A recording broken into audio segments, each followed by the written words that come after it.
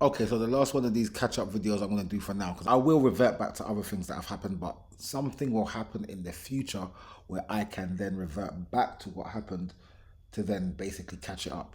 But this particular situation I'm going to talk about now because I like Dalton Smith. Dalton Smith is an up-and-coming super lightweight fighter. He's a contender.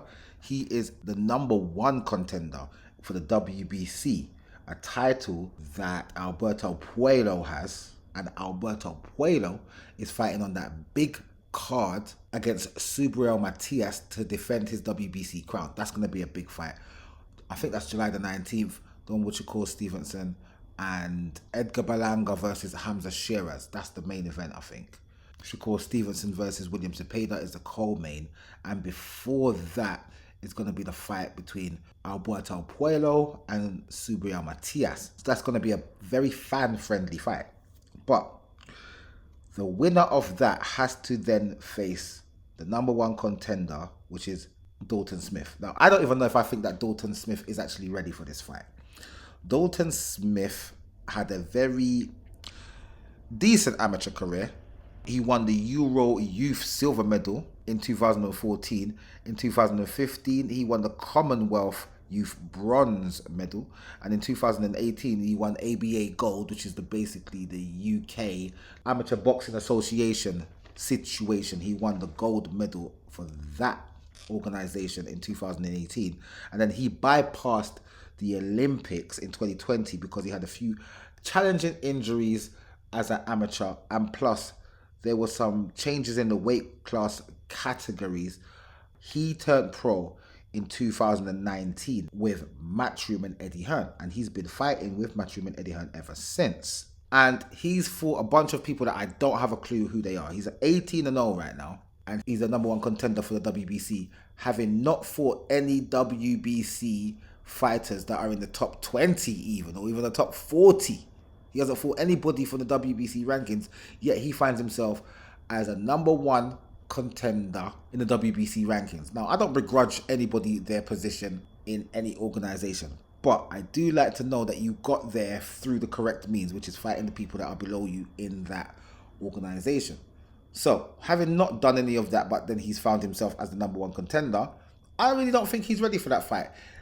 Eddie Hearn was pushing for him to fight Adam Azim, who is another up-and-coming UK prospect that fights in the Boxer promotional company situation.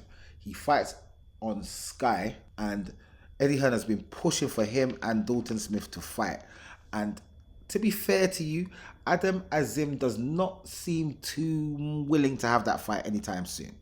So, that being said, being the #1 contender, now that you've beaten this guy called Matthew Germain in your last fight, don't know how beating him made you the #1 contender, WBC silver super lightweight champion. I don't understand how that makes sense, but you're there.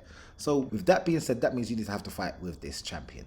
I rate Dalton Smith. I've seen his come up. I do like how he fights, but at the same time, I haven't seen him fight anybody that I know is very much a test for him. He hasn't fought anybody that I think is a test. He could have fought the likes of PierceO'Leary. He could have fought Liam Paro. He could have fought Jack Catterall, Arnold Barboza Jr., Isaac Cruz. I think he should have actually fought a Sandor Martin. He should have had the Sandor Martin fight. Adam Azim was there. Steve Claggett, who is only famous to me because of Teofimo Lopez fighting him. He could have fought any one of these guys. He hasn't even fought a Mikel Rivera. So for me, he's just climbed up this weight class. The only fight that I think has any significance is the Jose Zepeda fight that he had 2 fights ago in 2024. That's the only fight that makes any sense to me. That makes me think that he's of any type of caliber in terms of who he can beat, who he can face, how he reacts to taking some sort of punishment. So with that being said, even though it's early for him, he still needs to have the fight because he's in that position. Don't be getting in these positions in the rankings and don't have the fight. That don't make sense. You now need to fight the champion. Once the champion wins out of Alberto Puello and Subriel Matias, what you would want is for them to go and try and unify with other champions in that division. That's what you would want, so that then you can go and concentrate on getting yourself prepared to face the champion, because I don't think you're prepared to face the champion as things stand. And I think any one of them super lightweight champions will beat you in this moment. I mean, Teofimo Lopez, he's beating you, in my opinion. Subriel Matias, he's not even the champion. He beats you. I think a Richardson Hitchens, as an early champion, as a new champion, you might have some success against him. But other than that, my friend, you're not going to beat these guys. You need to have an Arnold Barboza fight. You need to have an Adam Azim fight. You need to have a Liam Pardo fight. These type of fights is the fights that you need to have at this moment. So hopefully you will circumvent the likes of the champions and continue to build your experience up and build up your ring IQ and your resume and make yourself really properly prepared to take on one of these champions. Adam Azim would be a great fight for you to have right now. That is a fight that you need to be really, really chasing.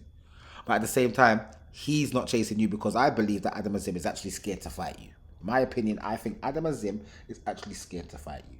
And with that being the case, you can continue and crack on to fight any of these contenders or any of these champions that are willing to face you, Dalton Smith. I rate you highly. I'm watching your journey. I want to see what happens as you progress through the boxing career. And that's it for now.